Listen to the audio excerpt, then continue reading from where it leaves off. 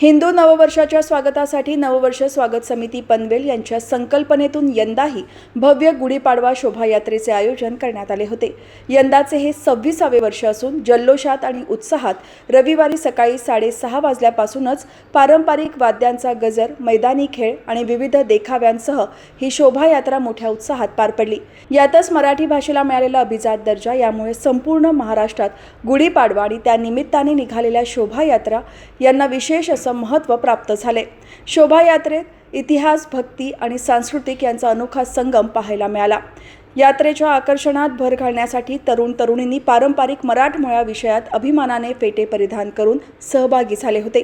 पारंपरिक वेशभूषेतील नागरिक भगव्या ध्वजासह सहभागी झाले होते। ढोल ताशांच्या निनादात संपूर्ण पनवेल शहर दणाणून गेला होता। या शोभायात्रेत विधान परिषदेचे आमदार विक्रांत पाटील, भारतीय जनता पार्टीचे जिल्हाध्यक्ष अविनाश कोळी, भाजपचे ज्येष्ठ नेते बाळासाहेब पाटील, पनवेल महानगरपालिकेचे माजी सभागृह नेते परेश ठाकूर, सरचिटणीस नितीन पाटील, भाजपचे शहराध्यक्ष अनिल भगत, जयंत पगडे, माजी नगरसेवक मनोहर म्हात्रे, प्रभाकर बहिरा, माजी नगरसेविका दर्शना भोईर, रुचिता लोंडे, अमित ओझे, सुमेध झुंजारराव, केदार भगत, अमरीश मोकल, अभिषेक पटवर्धन, चिन्मय समेळ, शहर सरचिटणीस प्रीतम म्हात्रे, रुपेश नागवेकर, रघुनाथ बहिरा, उमेश पोद्दार, कल्पना राऊत यांच्यासह मान्यवर मोठ्या संख्येने या शोभायात्रेत सहभागी झाले होते।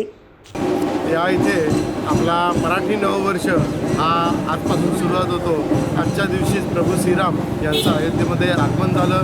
आजच्या दिवशी शालिवाहन राजाने शकांचं पराभव करून या इथे सर्व जनतेला मुक्ती मिळवून दिलेली होती आणि म्हणूनच हा दिवस आपण नववर्ष म्हणून आपण या इथे साजरा करतो। या निमित्ताने पनवेलमध्ये गेल्या अनेक वर्षांपासून शोभायात्रेची परंपरेला सुरुवात झालेली आहे आणि या शोभायात्रेच्या निमित्ताने हे मराठी नववर्ष साजरा करण्यासाठी सर्व पनवेलची तमाम जनता ही या इथे रस्त्यावरती उतरत असते।